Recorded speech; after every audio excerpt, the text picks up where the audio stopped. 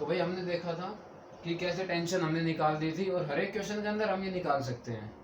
ठीक है, तो अब सिर्फ दो ही चीजें बची हमारे पास, सूडो फोर्स बची है और एक जो हम बैलेंस देखेंगे अलग अलग, कोई फिजिकल बैलेंस होता है, स्प्रिंग बैलेंस होता है। तो लिफ्ट वाले केस आते हैं, इसके अंदर दुनिया भर के फॉर्मूले लिखे रहते हैं, कुछ भी याद करने की जरूरत नहीं है।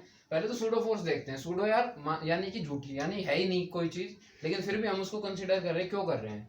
न्यूटन ने भाई अपनी 3 लॉ दे दी और ये कह दी भाई तुम जिस फ्रेम ऑफ रेफरेंस के अकॉर्डिंग उनको लगाओगे ना, वो फ्रेम ऑफ रेफरेंस या तो रेस्ट में रहना चाहिए या फिर कांस्टेंट वेलोसिटी से मूव करना चाहिए, यानी कि वो non accelerated frame of reference होना चाहिए। अगर तुम किसी क्वेश्चन को सोल्व करोगे किसी एक्सेलरेटेड फ्रेम के विद रिस्पेक्ट, तो आपको ये फोर्स लगानी पड़ेगी, हमारी मजबूरी होगी। तो देख कहाँ पे इसकी जरूरत पड़ती है, हालांकि है नहीं, पर ताकि न्यूटन की लॉ हम अप्लाई कर सके अच्छे से, जो लॉ है उनको एप्लीकेबल बनाने के लिए इस फोर्स की जरूरत पड़ी। तो क्या है देख, मान ले कि ये कार्ट है मेरे पास, उसकी छत पे ये पेंडुलम लटक रहा है। ठीक है, तो इस कार्ट को इस साइड में एक्सेलरेशन दिया ए, तो ये बात तो तुम्हारे भी समझ में आती है भाई कि फाइनली इस कार्ट की, इस पेंडुलम की पोजीशन ये हो जाएगी। तो मान ले मैं यहाँ खड़ा होके इसको देख रहा हूँ, भाई मस्त खड़ा हूं मैं, ठीक है, तो इसको देख रहा हूं, तो मैं किस फ्रेम में हूँ? एक्सेलरेटेड फ्रेम में। तो मेरे हिसाब से मैं अगर इसके ऊपर न्यूटन की लॉ लगाना चाहूंगा तो मैं क्या करूंगा? एक सूडो फोर्स लगानी पड़ेगी। सूडो फोर्स क्या कहती है? ये एक फोर्स है जिस साइड एक्सेलरेशन है उससे अपोजिट डायरेक्शन में, और वैल्यू क्या है इसकी? Mass into acceleration. यानी कि ये ब्लॉक, ये कार्ट अगर ये एक्सेलरेशन से आगे जा रहा है तो मुझे इस पेंडुलम के ऊपर पीछे की तरफ एक फोर्स माननी पड़ेगी, क्या?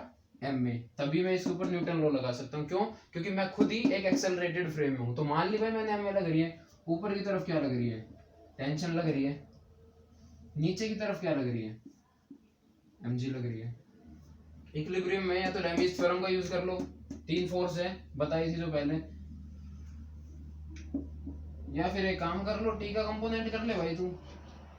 ये तेरे पास क्या दे रखा होगा? थीटा, तो ये थीटा, तो ये भी थीटा, तो ये ऊपर की तरफ हो गया टी कोस थीटा, इधर हो गया टी साइन थीटा। तो tan inverse a by G answer आ जाता है किसका? थीटा की वैल्यू। तो क्वेश्चन में थीटा की वैल्यू पूछ सकता है, तो थीटा की वैल्यू बताने के लिए मैंने क्या किया? इस सूडो फोर्स का यूज किया। सूडो फोर्स का क्यों यूज किया? क्योंकि मैं इसको सॉल्व कर रहा हूँ with reference of this card which is in acceleration, so it is accelerated frame. तो जो अपना भाई न्यूटन लॉ है उनको अप्लाई करने के लिए हमने क्या किया? इस एक्सेलरेटेड फ्रेम के अंदर एक सूडो फोर्स ऐड कर दिया। तो ये सूडो फोर्स का खेल है।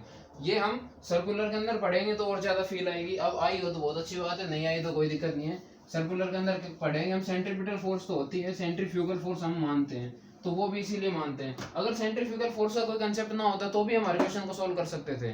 पर कुछ एक जगह ऐसी होती है जहाँ पे हम फ्रेम ऑफ रेफरेंस जो मानते हैं, ग्राउंड को ना मानते हुए एक्सेलरेटेड फ्रेम को मानते हैं, जिसके कारण हमें वो सूडो फोर्स लगानी पड़ती है। जैसे सेंट्रीफ्यूगल फोर्स है, इस केस के अंदर एम में थी, तो ये हो गई तेरी सूडो फोर्स। अब आते बैलेंस, अलग अलग फिजिकल बैलेंस होते हैं। तो जो हमारे दुकानों में जैसे लगे रहते हैं वो तो क्या होता है? जो तराजू टाइप में होता है, यहाँ पे वो लटकाए रखता है, और ये है यहाँ पे मान ले वो अपना वेट रखता है, ठीक है। और यहाँ पे भाई हमारा मटेरियल होता है। मान ले भाई सब्जी खरीदनी है, 1 किलो टमाटर लेने भाई, तो यहाँ टमाटर रखेगा भाई वो, और यहाँ पे क्या रखेगा? 1 किलो का भाई जो वेट है वो रख दिया, ठीक है। अब क्या है? ये सिस्टम इक्विलिब्रियम में होगा, तो इक्विलिब्रियम में होगा तो नेट फोर्स भी जीरो होगी और नेट टॉर्क भी जीरो होगी, क्योंकि एक साइड अगर टॉर्क बढ़ेगी तो टॉर्क रोटेशन में समझ में आएगा, थोड़ा बहुत बेसिक आइडिया होगा ये आपको। क्या होगा? मान ले कि वो ये 1 किलो ही है टमाटर मेरे पास, ठीक है, और ये लेंथ है एल, तो इस 1 किलो के कारण टॉर्क कितनी बनी?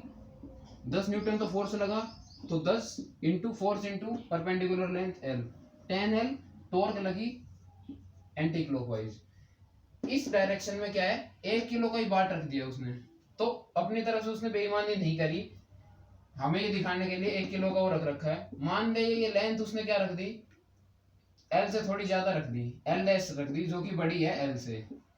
तो इसके कारण टॉर्क किधर आया? 10 इंटू एल डैश। ये टॉर्क क्या है? बड़ा है, ये टॉर्क बड़ा है, तो इसका मतलब ये 1 किलो वाली बाट, ये जो 1 किलो वाला जो वेट है ये नीचे आएगा, टॉर्क ज्यादा है ना, तो ये नीचे आ जाएगा और टमाटर ऊपर आ जाएंगे। तो उसे क्या करना पड़ेगा, टमाटर और ज्यादा डालने पड़ेंगे। तो 1 किलो के अंदर ही हम ज्यादा टमाटर खरीद सकते हैं। तो दुकान वाले ने क्या दिमाग लगाया, एल को बड़ा रखा एल डैश से, ये लेंथ छोटी कर दी उसने, ये लेंथ उसने छोटी कर दी एल डैश। अब एल डैश छोटी है तो ये छोटा हो गया, तो इस साइड पे 1 किलो वजन है, तो इस साइड टोमेटो का जो है 750 ग्राम होगा ना, तभी इक्विलिब्रियम आ जाएगा। तो ऐसे वो धोखा कर सकता है हमारे साथ, इस लेंथ को कम रखे, जिस साइड वो वेट रखेगा, और जिस साइड हमारा मटेरियल रखा है उस साइड की लेंथ को बढ़ा के। तो ये तो टॉर्क का जुगाड़ है, ये समझ में आता है हमें, रोटेशनल मोर से समझ में आएगा। मेन जो प्रॉब्लम आती है वो आती है कहाँ पे, एलिवेटर के अंदर क्या रखी हुई है, वेइंग मशीन रखी हुई है, और इसके ऊपर मैं खड़ा हुआ हूँ।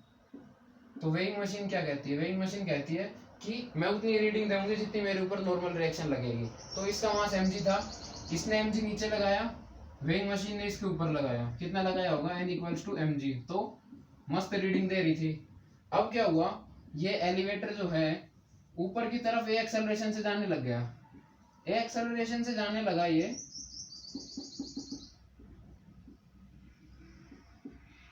अब मैं लिफ्ट में खड़ा होकर देख रहा हूँ, नॉन इनर्शियल फ्रेम है, तो उसके लिए क्या करूंगा, मैं सूडो फोर्स लगाऊंगा, किधर लगेगा, नीचे ma, और mg पहले ही नीचे था। तो अब ma प्लस mg किसके बराबर होगा, नॉर्मल रिएक्शन के। तो अब नॉर्मल रिएक्शन ने ma प्लस mg दिया ना, तो रीडिंग बढ़ जाएगी। तो यहाँ से हम g इफेक्टिव निकाल देते हैं। जैसे इस केस के अंदर तो g इफेक्टिव g ही था, तो वेट जो मशीन बताएगी वो क्या बताएगी, जो तेरा वेट बताएगी वो बताएगी मास इंटू जी इफेक्टिव, मास इंटू जी इफेक्टिव। इस केस के अंदर जी इफेक्टिव जी ही है, इस केस के अंदर ऊपर की तरफ एक्सेलरेशन है, तो सूडो फोर्स नीचे की तरफ लगेगा, सूडो फोर्स नीचे लगेगा तो वो mg के साथ ऐड हो रहा है, तो वेट कुछ ना कुछ ज्यादा आएगा, तो जो जी इफेक्टिव की वैल्यू कितनी आ जाएगी, m इंटू जी प्लस ए। अगर ये एक्सेलरेशन नीचे की साइड होता तो सूडो फोर्स ऊपर लगता, सूडो फोर्स ऊपर लगता तो क्या होता, normal reaction plus mg, pseudo force ऊपर लग रहा है तो नॉर्मल रिएक्शन और ma ऊपर की तरफ लग रहा है, और नीचे क्या है, mg, तो यहाँ पे नॉर्मल रिएक्शन क्या आती, m इंटू जी माइनस ए, तो जी इफेक्टिव क्या आती, g माइनस ए, तो इस जगह पे वेट कम होता। तो ये दुनिया भर के फॉर्मूले दे रखे हैं बुक के अंदर, एक भी याद करने की जरूरत नहीं है, तुम्हें बस सूडो फोर्स लगानी है और नॉर्मल रिएक्शन निकाल देना, उतना ही वेट आएगा। एक केस क्या आता है, ये एलिवेटर ऊपर जा रही थी, क्या हुआ, रस्सी टूट गई, रस्सी टूट गई भाई, तो क्या हुआ, एलिवेटर भी नीचे जी से गिर रही है, इसमें जो बंदा खड़ा है उसका वो भी जी से नीचे आ रहे हैं, तो एक तरीके से कांटेक्ट लूज होने को ये नॉर्मल रिएक्शन लगेगी नहीं, नॉर्मल रिएक्शन जीरो।